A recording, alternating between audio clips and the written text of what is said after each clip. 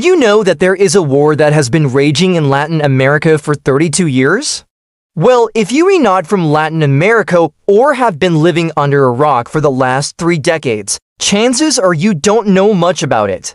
Well, the answer is simple. It's because the war never really stopped. Sure, there have been moments of calm and even peace deals, but it's never truly ended. And let me tell you, the violence has been nothing short of horrific. So they offered their support to the Peruvian government in the form of military aid and training. Entire villages were being wiped out and the death toll was rising rapidly. It was a dark chapter in Peruvian history and the world was watching anxiously, but then something unexpected happened. In 1992, President Alberto Fujimori gave the order to launch a massive offensive against the Shining Path. It's a story of poverty, inequality, and the struggle for power. In Ecuador, the fighting has led to the deaths of hundreds of civilians and the displacement of thousands more. The United Nations has sent several missions to the region and various countries have called for peace talks between the government and the guerrillas. But so far, nothing has worked. The fighting continues and the death toll keeps rising. The constant fighting and instability have made it difficult for businesses to operate, and this has led to a loss of investment and a decline in economic growth. This has had a ripple effect throughout the region, contributing to high unemployment rates and widespread poverty. Will the region be able to overcome the challenges it faces and build a brighter future for its people, or will it continue to be plagued by violence and instability? Only time will tell. Many families have been torn apart by the conflict, with some members joining the fight and others fleeing to cities or other countries altogether. The fighting has led to the destruction of vast areas of land, with entire forests being burned or cut down to make way for crops. From the economy to the environment to the everyday lives of ordinary people, the fighting has had a devastating toll. However, there is hope that with continued efforts towards peace and development, Latin America can build a better future for its people and create a legacy of peace for generations to come. This has resulted in soil erosion, loss of biodiversity, and climate change. The use of landmines and other explosive devices has also had a devastating impact on the environment, contaminating water sources and making it difficult for people to farm the land. Despite the challenges, there have been some efforts to promote sustainable development and protect the environment in Latin America. Several organizations have worked to promote reforestation and sustainable agriculture practices, while governments have invested in renewable energy and protected areas to preserve the region's biodiversity. However, these efforts have been hampered by the ongoing conflict and corruption, making it difficult to make real progress. This has created a sense of fear and mistrust, making it difficult for the region to move forward. In Colombia, the war has contributed to the country's long-running civil conflict, and the violence shows no signs of stopping anytime soon. Also, feel free to leave any comments or questions you have down below. Thanks for watching and see you in the next one. Well, only time will tell. But one thing is for sure, the people of Latin America deserve better. They deserve to live in peace and security, free from the fear of violence and war. Let's hope that one day their wish will come true. And in Bolivia, the Shining Path still has a small but active presence and they continue to carry out attacks against government officials. The violence has been horrific and the scars it has left on the region and its people will likely last for generations. Several non-governmental organizations have worked to provide humanitarian aid to those affected by the conflict, while governments have invested in infrastructure projects and educational initiatives to help lift people out of poverty. However, these efforts have been hampered by the ongoing violence and corruption, making it difficult to make real progress. But it's also a story of hope. Despite all the suffering and the loss of life, there have been moments of peace, and there is still a glimmer of hope that one day the fighting will end and the people of Latin America can finally move forward. This led to the capture of several key areas and the death of many guerrillas. By 1999, Guzman himself was captured and the organization was on the brink of collapse. This turned the tide of the war in favor of the government, and the shining path was pushed into the rural areas of the country. But this didn't stop them from launching attacks on civilians and government officials, and the cycle of violence continued. More than 70,000 people have lost their lives in this conflict, with entire villages wiped out by both sides. The fighting has left deep scars on the region and its people, and it's taken a heavy toll on the economy, leaving many families torn apart and entire communities shattered. This group was inspired by the Shining Path, and they launched their own campaign of violence against the government. The government has launched several peace initiatives, and there have been some positive developments. In 2021, for example, the government agreed to release more than 4,000 prisoners who were convicted of terrorism charges. This was seen as a gesture of goodwill and a step towards ending the conflict. But it's still far from over. This led to more deaths, more suffering, and more instability. It seemed like the violence would never end, but it's time to change that. So get ready, because we're about to take you on an explosive journey through the deadliest and longest-running conflict in modern Latin American history. The war in Latin America has been primarily fought between two factions. They launched their armed struggle in 1980 and quickly gained support from impoverished farmers and indigenous communities who were fed up with the government's corruption and inequality. Their leader, Abimael Guzman, also known as Gonzalo, had a vision for Peru that involved a communist revolution and the redistribution of land to the poor. But this wasn't gonna happen without a fight, and boy, did they fight. The Shining Path waged a brutal campaign of violence against the Peruvian government and its people. They attacked villages, set up roadblocks, and assassinated anyone who opposed them. It was a terrifying time, and the Peruvian government was struggling to keep control. On one side, you have the leftist guerrillas known as the Shining Path, and the other side is the government, which has been backed by the United States since the war began. Now, you might be wondering why these two sides are fighting in the first place. Well, let me tell you, the roots of this conflict run deep. The brutal civil war that has plagued this region since 1989. You might be asking yourself, how can a war that started almost 30 years ago still be going on? But who's behind this senseless violence? Who are the main players in this deadly game? The Shining Path is a Maoist militant group that was founded in 1969, entered the United States. At this point, America was in the midst of the Cold War, and they were determined to stop the spread of communism in Latin America. The war reached its peak in the late 1980s and early 1990s when the Shining Path was at the height of its power. But then the unexpected happened again. In 2000, a second guerrilla group called the Tupac Amaru Revolutionary Movement emerged in the southern part of the country. But in recent years, things have started to change. The war in Latin America is a complex and tragic conflict that has been raging for 32 years. Now, while the conflict has been most intense in Peru, it has also spilled over into neighboring countries such as Ecuador, Colombia, and Bolivia.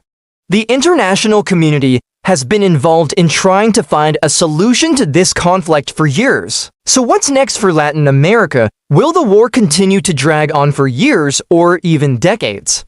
Or is there hope for a peaceful resolution? Now, this conflict has had a devastating impact on the economy of Latin America. Despite the challenges, there have been some efforts to promote economic development and improve the lives of people in Latin America. The future of Latin America hangs in the balance. Now, the war in Latin America has also had a significant impact on the environment. As we look to the future, it is clear that the war in Latin America has had a profound impact on every aspect of life in the region.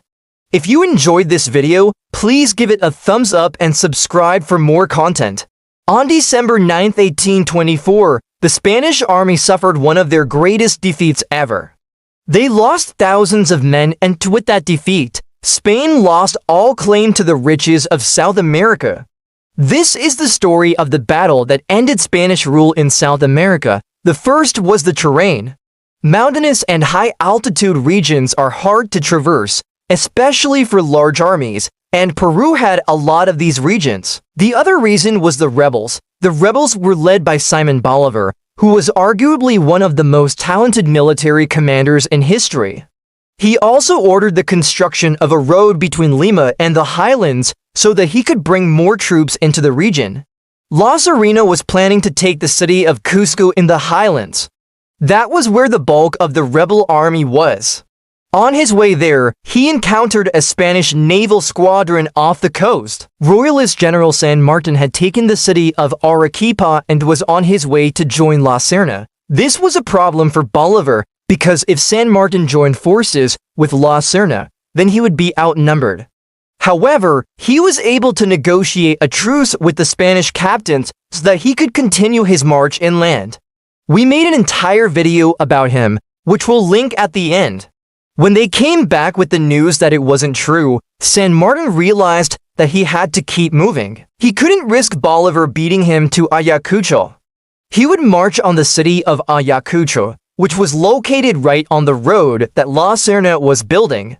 The only parts of Latin America that remained under Spanish control at this point were Cuba, Puerto Rico, and Mexico. He knew that this was a long shot, but it was worth a try. San Martin received the message and decided to investigate. The Royalist army was made up of around 20,000 men. The Patriot army was much smaller. They only had about 14,000 men. If he could take Ayacucho, then La Serna wouldn't be able to bring in any more supplies or reinforcements.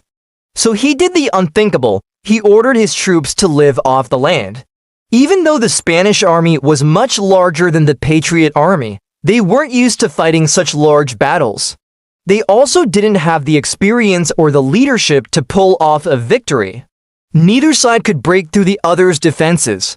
But as time went on, the Patriot army grew weaker. Their ammunition supply was dwindling. They were also low on food and water. This, of course, angered the local populace, and they began to hate the Royalist army. So he decided to attack. He launched a massive assault on the Spanish fortifications. Thousands of men charged into the fray. Some tried to flee, but Bolivar had the entire city blocked off. Those who didn't flee were killed or captured. They tried to hold their ground, but they were eventually overwhelmed. The Patriots broke through the Spanish lines. Rather, they were fighting from behind stone walls. Each army had fortified their positions, which turned the battle into a siege. For years, they had been fighting against the might of the Spanish Empire. They had been outnumbered, outgunned, and outspent.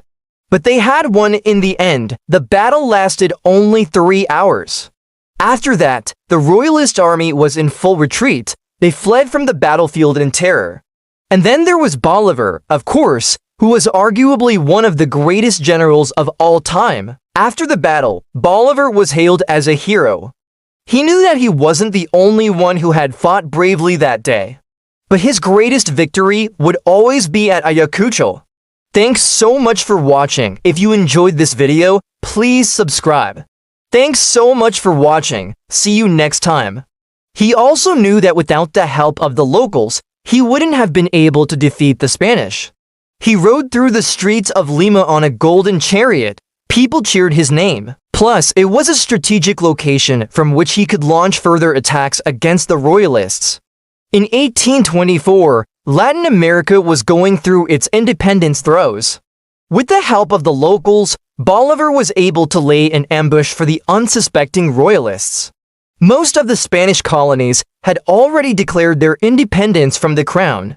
But Spain still held on to a few areas. One was Peru. La Serena fled to Lima and there he surrendered to Bolivar. The war in Peru was over. The Spanish had been defeated and Latin America gained another independent nation. At this time, Peru was not yet independent. It was called the Viceroyalty of Peru, which meant it was ruled by a viceroy who acted on behalf of the Spanish king. There were two main reasons why the Spanish hadn't crushed the rebellion in Peru yet. The war started when Bolivar led his troops into the Viceroyalty. He then took the city of Lima, the capital. This caused King Ferdinand VII of Spain to send reinforcements. These reinforcements were under the command of General José de la Serna y Sternberg. His mission was simple: crush the rebellion once and for all. As soon as he arrived in Lima, he began mustering troops and forming an army. However, Bolivar got wind of this plan and decided to strike first.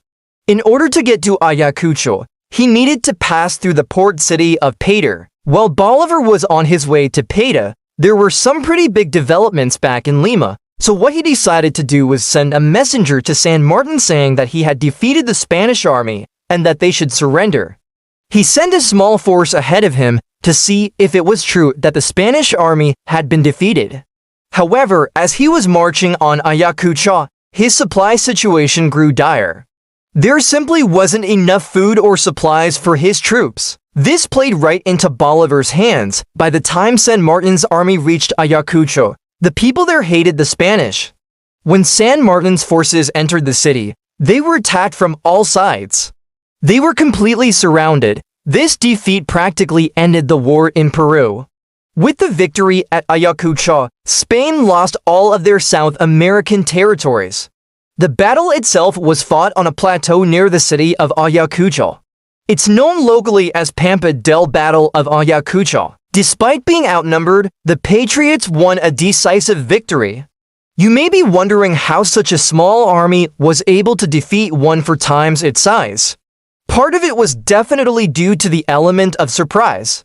The Royalists had no idea that they were being attacked until it was too late, but the main reason was actually the leadership.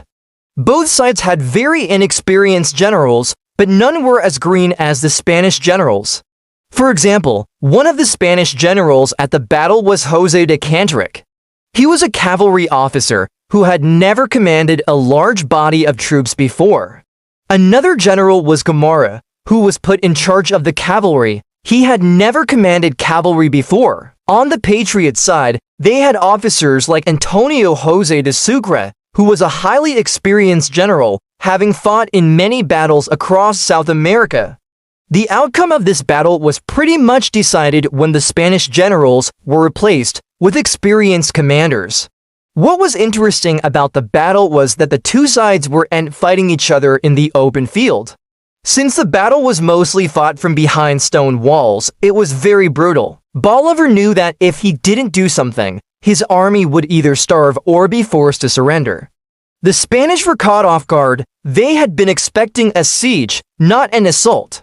Once the Spanish lines were broken, it was all over. For the Patriots, the victory at Ayacucho was a long time coming. And that's thanks in part to one man, but he was a humble man. He would go on to lead Venezuela to independence. He would also help Colombia gain its independence. Who was the real hero of the Battle of Ayacucho? Was it Simon Bolivar or his subordinate General Sucre? In this video, we examine what each leader did to achieve the decisive victory over the Spanish at the Battle of Ayacucho. And the underdog insurgents triumphed. The victory at Ayacucho ended Spanish colonial rule in South America and secured independence for 6 nations. But the Spanish army almost won. Only a last-minute change in tactics prevented their victory. It was an international force made up of veterans from earlier battles and inexperienced recruits. Most had never fought together before, so when Bolivar arrived at his headquarters on November 28th, he spent his time meeting with commanders and getting to know his troops. His Royalist army consisted of 3 divisions, but only the center under the command of General Valdez was deployed. After 2 hours of fighting, Bolivar dispatched to cavalry regiments to support the Patriots on the right. As those regiments joined the fight, the Spanish began to retreat. But then General Arenales on the left wing charged forward with his cavalry. He drove the Patriot troops back and pushed them all the way to the riverbed. On the left wing were cavalry troops under Lieutenant Colonel Arenales, while the rest of the troops on the right were still assembling. We'll also explain why Bolivar is remembered as the hero of the Americas, while Sucre is practically unknown outside of his native Bolivia. But it was a strategic defeat. Their goal was to destroy the Patriot army and end the war. Instead, they were forced to negotiate. The following day, the Spanish surrendered. On December, they reached the high ground above the riverbed where Bolivar's troops were encamped. Sucre preferred a federation of independent states. Sucre believed that Bolivar wanted to make himself dictator of a vast empire. For his part, Bolivar felt that Sucre was being too divisive. The country was torn by political strife and civil war. Bolivar resigned in 1830 and spent his last years traveling around Europe. In it, he said, "It is my first wish that the heroes who have shed their blood in the field and those who have devoted their talents and their lives to the sacred cause of independence may be revered and honored by posterity later." He added, "It is impossible that a chief should have all the glory and not the people all the happiness of the approaching independence after the war." He wrote his famous letter from Jamaica, in which he outlined his plan for a united Latin America. Bolivar for his brilliant strategy and Sucre for his battlefield courage. But the fact that we only remember one of them tells us more about ourselves than we might like to admit. Sucre, on the other hand, wasn't much of a writer. He left us with no diaries, no letters, nothing to explain his actions or his thoughts. All we have are the writings of others about him. Bolivar portrayed himself as the servant of the people. He gave himself a simple title, the Liberator, and he always put the interests of the people first. That message resonated with his followers and has echoed through the ages. He died in 1830 and is buried in the city of Caracas. Bolivar thought that someone had to take charge and end the fighting. Why is that?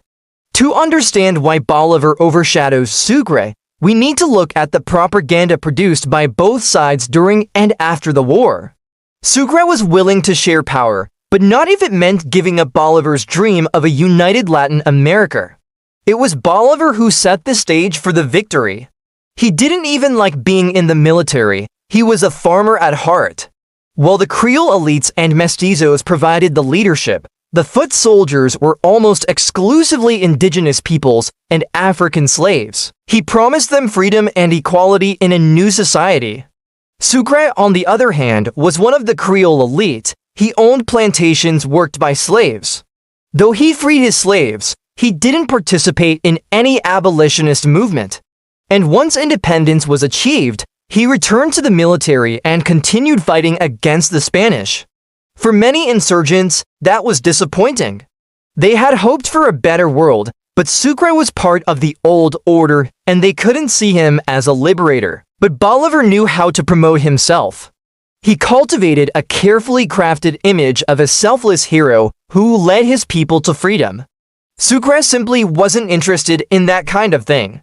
Yet despite their roles in winning the war, Bolivar and Sucre disagreed about how to run the new nation. His strategy of deception convinced the Spanish Viceroy that he was facing a much larger force than he really was. It also forced the Spanish to spread out their troops over a wide area.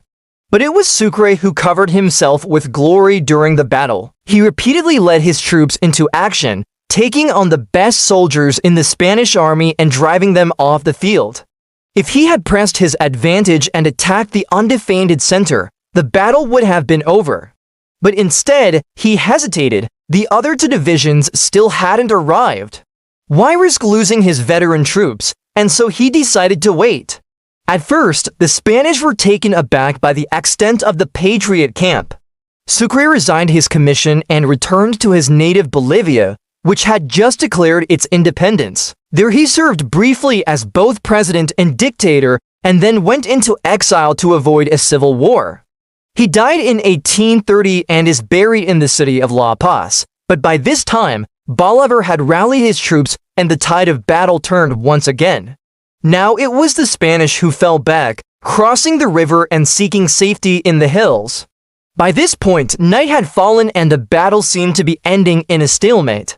There could be no more attacks in the dark, and neither side wanted to risk another costly engagement. A truce was called and peace negotiations began. They saw thousands of tents and the numbers of men must have appeared overwhelming. But as Sucre's troops crossed the river, the Spanish regrouped, formed a circle and opened fire on the advancing patriots. With heavy casualties, Sucre's troops retreated. But they would not give up the pursuit, but there was a reason for all that canvas. Bolivar wanted to make his smaller force look larger than it really was. First, let's take a closer look at the Spanish and Patriot forces. The Spanish were commanded by a veteran soldier, Viceroyalty Peru's president, José de la Serna. With him were the most experienced Spanish officers who had fought for years to put down rebellions across the Americas. Among them was General Geronimo Valdez, who led the Royalist center and right wing. On December 9, 1824, near the Peruvian town of Ayacucho, some 20,000 soldiers from the armies of independence clashed with another 20,000 soldiers loyal to Spain. In this video, we'll look at the battle itself and how both Bolivar and Sucre played critical roles. Bolivar and Sucre, on the other hand, led the Patriot forces that included troops from Venezuela, Colombia, Ecuador, Peru, and Bolivia. Meanwhile, the Spanish viceroy wasted no time. He sent out his battle plans 3 days before the engagement. The next morning, he ordered his troops to advance. The Spanish viceroy made a huge mistake when he ordered an attack without first taking the necessary steps to secure his flanks. As soon as dawn broke on December 9th, General Valdez advanced with his division and attacked the right wing of the Patriot position. For 3 hours, the Spanish viceroy watched his troops pound away at the Patriot left. By late afternoon, the other Spanish divisions finally arrived, and the viceroy ordered them to attack the unprotected left wing of the Patriots. Seeing that the Spanish were falling back, Bolivar ordered Sucre to lead a pursuit and drive the enemy from the field. Over the next few hours, Sucre kept ordering his troops to cross the river and charge the Spanish, but each time they were driven back. So far, the battle had been a tactical victory for the Spanish, who had inflicted heavy casualties on the Patriots, forcing them to retreat 3 times. And now we can answer the question, who was the hero of the Battle of Ayacucho? Well, both Bolivar and Sucre played important roles. Then, when the Spanish viceroy made a crucial mistake, it attacked the unprotected left wing of the Patriot army, it was Sucre who rallied the troops and launched the counterattack that turned the tide of battle. After the war, Bolivar envisioned a greater Colombia that stretched from Venezuela to Chile. Their disagreement came to a head in 1826 when Bolivar ran for the presidency of the Republic of Colombia. Bolivar won the presidency in 1826, but he did not live to see his dream of a united Colombia come to fruition. Even though Sucre was instrumental in winning the war and Bolivar was instrumental in starting it, one man has become a national hero and the other forgotten by everyone except historians. Following the Battle of Carabobo in 1821, which secured Venezuelan independence, Bolivar published a letter to the people of the United Provinces of New Granada, today's Colombia. Sucre didn't publish any letters to the public. He wasn't interested in creating a personal myth. Another factor in Bolivar's favor is that he initiated the wars of independence in South America. Lastly, Bolivar was a prolific writer. During the Wars of Independence, he wrote more than 200 political pamphlets and letters. When we remember the heroes of the Battle of Ayacucho, we rightly honor both Bolivar and Sucre. So when people think of independence movements, they often focus on the American Revolution or the French Revolution or even the Haitian Revolution, which are very good examples of successful independence movements. But it's also worth looking at independence movements that were less successful. And the Peruvian independence movement is a perfect example. So why does this seemingly inconsequential battle suddenly become so important? Let's find out. The political situation in Europe is completely up in the air and South America sees an opportunity. Over in Venezuela, Simon Bolivar is already fighting against the Spanish and he has many victories under his belt. However, the Spanish are still occupying Lima, which is the capital of Peru, and they have recently defeated the Peruvian army. From there, he began to train his army, which was made up of Peruvians who had never held a gun before, let alone fought in a war. And this system worked surprisingly well, and after several months, San Martin felt confident that his army was ready to go. In order to get these men ready for battle, San Martin divided them into 2 groups. One group consisted of officers and enlisted men who had some military training, and the other group consisted of soldiers who had no formal training. He knew that there were still Spanish troops in the south of Peru, and he wanted to finish the job. So he left Lima and headed south to confront the remaining Spanish forces. You might be thinking that the Battle of Ayacucho was a decisive moment in Peruvian history, and you would be right. It was the decisive moment that led to Peruvian independence.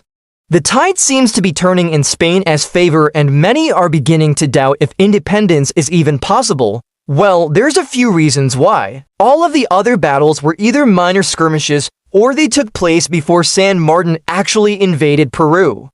After they lost at Ayacucho, the Spanish realized that they couldn't beat the Patriots, so they cut their losses and retreated to Spain. Secondly, the Battle of Ayacucho was much more brutal than the other battles. They wanted to prevent another French Revolution or Napoleonic Wars, so they decided that the best way to do that was to restore the balance of power in Europe. To do that, they decided to give France back all of the territory that they had lost during the Napoleonic Wars. There were over 20,000 soldiers on the battlefield, and nearly 7,000 of them would either be killed or wounded. They also gave them additional territory, including Belgium and parts of Germany, Italy, and Spain itself. Well, it is because the Congress of Vienna wouldn't have been able to redistribute all of this territory if it hadn't been for the Americas. See, when the United States declared independence, they cut off European powers' access to North America. And when Latin American countries began declaring independence throughout the early 19th century, they cut off European powers' access to South America. This meant that France had more territory in 1815 than they had in 1792, and that allowed them to focus all of their attention on keeping the peace in Europe. Well, this matters because the outcome of this battle had major implications for the future of Latin America, but also because it allowed European powers to focus on keeping the peace in Europe. In fact, within a decade of the Battle of Ayacucho, every single Spanish colony in South America had overthrown their Spanish rulers and become independent. On top of that, the outcome of this battle had major implications for the future of Europe. Finally, the Battle of Ayacucho resulted in the capture of the Viceroy of Peru, which was a huge propaganda victory for the Patriots. The Peruvian independence movement had been ongoing for years with little success, and the Spanish seemed poised to put down the rebellion once and for all. Led by Spanish General Diego de Portales, the royalist troops marched north from Lima and engaged the Patriot troops at the Battle of Junin. It was the most brutal battle of the war, and it was the battle that resulted in the capture of the Viceroy of Peru.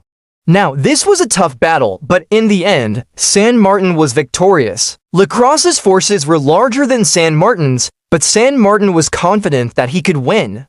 He knew that his army was better trained, and he also knew that his soldiers were fighting for their homeland, while the Spanish soldiers were just mercenaries who didn't care about Peru. This victory allowed him to finally march on Lima and take the city, which he did without much opposition. When Lacrosse's forces arrived, San Martin ordered his troops to attack. The battle that ensued was one of the most brutal battles in Latin American history. Soldiers on both sides fought with machetes, swords, and whatever weapons they could get a hold of. And now he is heading down to Peru to try to do the same thing. Now, San Martin knows he can't directly attack Lima because it's too well fortified. But he also knows that Lima is dependent on the countryside for food. So he decides to march across the Andes Mountains into the interior of Peru, effectively cutting off food supplies to Lima. The year is 1824 and Napoleon has just died. Enter General José de San Martin. San Martin was a military leader from Argentina who had previously freed his home country from Spanish rule. This march is long and arduous, but San Martin's troops make it and they take control of several key cities, including the city of Jauja, where he establishes a provisional government. At this point, San Martin could have easily marched on Lima and taken the city, but he wanted to secure his supply lines first. He didn't want to repeat the mistakes of previous rebel leaders who had taken Lima only to be defeated shortly thereafter. San Martin knew that the Spanish would try to retake Jauja, so he decided to establish a second capital at the city of Arequipa. Now, the soldiers who had no formal training were placed under the command of the officers and enlisted men who did have some military training. But before he could march on Lima, the Spanish counterattacked. With Lima in his hands, San Martin was effectively the ruler of Peru. However, he wasn't done yet. The Spanish were led by a man named José de Serna, who was the Viceroy of Peru. San Martin set up his camp near the town of Ayacucho, and there he awaited the arrival of the Spanish. In the end, San Martin was victorious again, and this victory effectively ended the Spanish conquest of Peru. But you might also be wondering why I chose to title this video Ayacucho and not Junin or Lima, since those battles were also decisive moments in the Peruvian War of Independence. First of all, the Battle of Ayacucho was the last major battle of the war. On top of that, the Battle of Ayacucho was the last time that the Spanish would ever attempt to reconquer Peru. So the Battle of Ayacucho is important for many reasons. It was the last battle of the war. But you might be wondering why this all matters. Why we should even care about this obscure battle that took place in Peru in 1824. When Peru became independent, it inspired other Latin American countries to do the same. You see, after Napoleon died, the European powers met together at the Congress of Vienna to figure out how to reorganize Europe. However, they didn't just give France all of their old territory back. So why am I talking about European geography in a video about Latin American history? This meant that European powers no longer had colonies to pillage for resources and no longer had rival colonial empires to worry about. So the Battle of Ayacucho is important not just because it led to the independence of Peru and other Latin American countries. In my opinion, the most important battle in Latin American history is the Battle of Ayacucho, which took place on December 1820 between royalist and separatist forces in Peru. Why do I think this? Well, the answer is simple.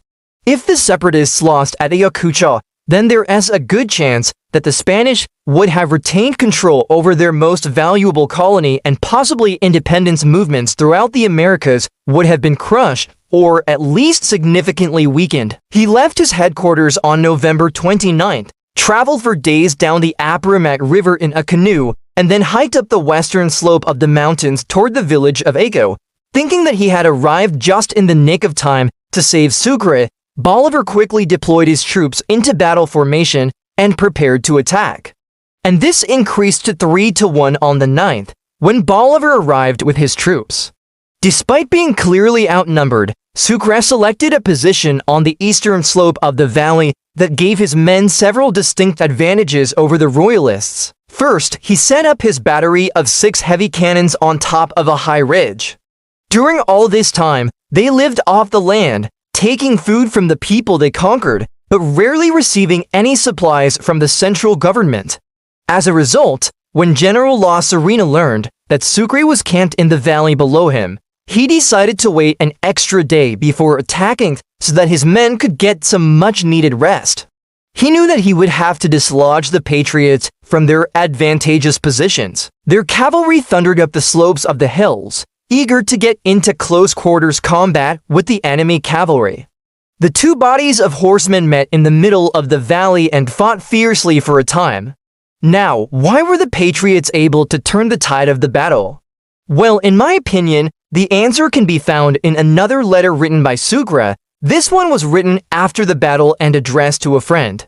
However, Bolivar's cavalry was better trained and more disciplined and eventually drove the royalists back. The privates who, despite being hungry and exhausted, were able to put those things out of their minds when the time came to fight. You can follow me on social media or check out my website for additional content. Alright, everyone, that's it for this week. I'll see you next time. I also want to emphasize the importance of the terrain in the outcome of the battle. Sucre chose a position that gave his men an advantage over the royalists, and this proved to be crucial in securing the victory. The high ground allowed him to position his artillery and cavalry where they were most effective, and the elevated position also gave his infantry the ability to hold off the royalist attacks until such time as the enemy was exhausted. But then something remarkable happened. Once the bugle sounded and the armies clashed, his men rose to the occasion and fought bravely. With the royalist cavalry driven back and their infantry faltering, the Spanish were in full retreat. It secured independence for Peru and Bolivia and helped to inspire other independence movements throughout Latin America. Had the Spanish won, it is likely that the independence movements in South America would have been greatly weakened or even crushed altogether. Sucre ordered his men to pursue them relentlessly, and by the end of the day, they had completely defeated the Spanish. Sucre believed that this happened because each man thought only of himself and his own glory. Basically, the privates weren't thinking about how tired they were or how hungry they were, but instead were focused on the task at hand. This seems to have been the key factor in the battle, and believed that the best way to do this would be to focus his attack on the center of the Patriot line. To achieve this, he planned to use his cavalry to break through the center of the Patriot infantry, and then use his infantry to push the Patriots back down the hill. Little did he know that this would prove to be a fatal mistake. Second, he positioned his cavalry on elevated ground on his right flank.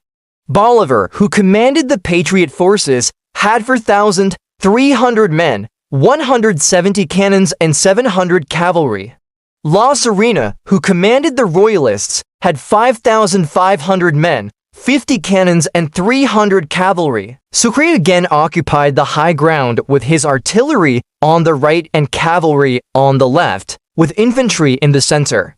On the other side of the valley, the Royalists were deployed in a similar manner. Third, he placed infantry in a strong defensive position in the center and on the left wing, and finally, he ordered the high ground on his right to be occupied by infantry.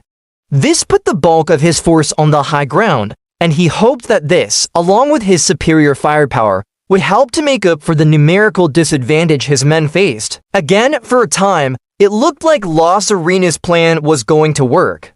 His infantry pushed forward and began to gain the upper hand against the beleaguered Patriots.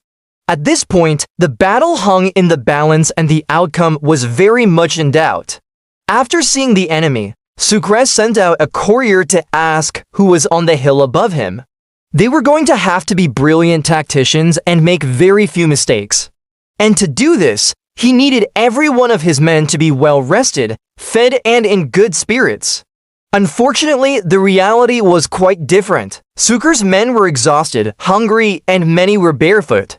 Furthermore, Bolivar had arrived just as dusk was falling, and Sucre had no choice but to tell him that they would have to wait until morning to attack. When he received Bolivar's reply, he was overjoyed and instructed his artillerymen to fire a salute of 21 cannon shots to greet his friend. He had his officers go through the ranks to rouse the soldiers and encourage them to fight. And he used his own personal supply of food to feed his hungry troops. His efforts seemed to pay off because the men ate the food and cheered at the call to arms. But what he didn't know was that many of the Royalists were also exhausted and hungry, and their army was in bad shape as well. All the while, Bolivar was desperate to catch up with Sucre and unaware that the battle had already taken place. He feared that if he didn't arrive in time, the Royalists would take advantage of Sucre's small force and deal him a severe blow. The War for Independence in Spanish America was a long and difficult process that lasted from 1808 to 1826. However, by 1824, the situation was looking very bleak for the Spanish. In August of that year, Simon Bolivar had to flee for his life after suffering a humiliating defeat at the hands of the Royalists at the siege of Cuenca.